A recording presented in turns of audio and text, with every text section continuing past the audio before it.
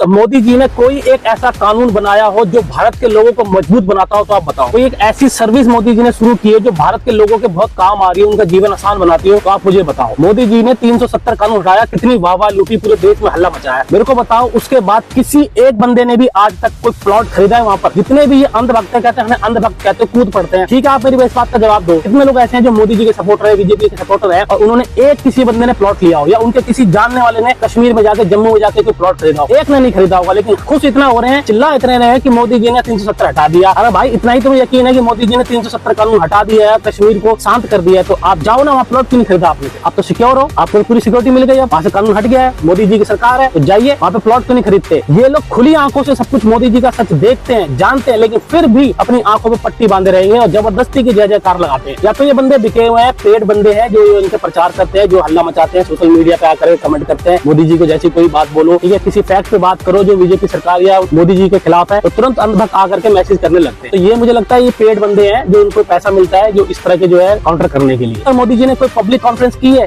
पत्रकारों को बिठाकर कभी उनको जवाब दिया है? मोदी जी क्या करते हैं, अपने पसंद के कुछ पत्रकार बुलाते हैं और उनसे अपने ही पसंद के सवाल पूछवाए जाते हैं। अक्षय कुमार जाके पूछता है कि आप आम कैसे खाते हो, काट के खाते हो कि चूस के खाते हो, ये सवाल पूछा जाता है। ऐसा सवाल प्रधानमंत्री से पूछा जाता है। उनके खुद के पत्रकार कोई गोदी मीडिया जाकर के बैठ जाते हैं। क्या क्वेश्चन करते हैं पत्रकार कि आप जेब में पर्स रखते हो? पूछते आप 18 घंटे काम कैसे कर लेते हो? आप थकते नहीं हो? प्रधानमंत्री से ये क्वेश्चन किए जाते हैं। 2014 से पहले तो आप ऐसे क्वेश्चन नहीं पूछते थे। 2014 से पहले तो आप हल्ला मचाते थे, महंगाई पे बात करते थे, आप हेल्थ केयर पे बात करते थे, आप एजुकेशन पे बात करते थे, अनएम्प्लॉयमेंट पे बात करते थे। इस तरह के सवाल किसी भी पत्रकार को आपने मोदी जी से पूछते हुए सुना है? नहीं सुना होगा। अब मैं झूठ बोल रहा हूँ? अगर सुना है तो आप बोलो, तब आप मुझे डिफेंड करो, आप मुझे फैक्ट बताओ। अगर आपने सुना है तो मुझे वीडियो भेजो कि आप मोदी जी से किसी भी पत्रकार ने, जब से मोदी जी प्रधानमंत्री बने हैं, इस तरह की कोई बात पूछी हो। एक भी नहीं मिलेगा आपको जवाब, एक इंटरव्यू नहीं मिलेगा आपको। मोदी जी के पसंद के पत्रकार है, उन्हीं को मोदी जी इंटरव्यू देते हैं, उन्हीं के पसंद के क्वेश्चन होते हैं, पहले से स्क्रिप्ट तैयार होती है कि ये क्वेश्चन आप पूछोगे, और इन क्वेश्चनों का देश से कोई लेना देना नहीं है, नॉन रिलेवेंट क्वेश्चन होते हैं सारे के सारे। यही गोदी मीडिया 2014 से पहले खासतौर के आज तक किस तरह का एक प्रोग्राम चलाता था, सो सॉरी, आपने सुना होगा। अब मैं आपको बताता हूँ क्या दिखाता था ये। अब देखिए, देखा आपने?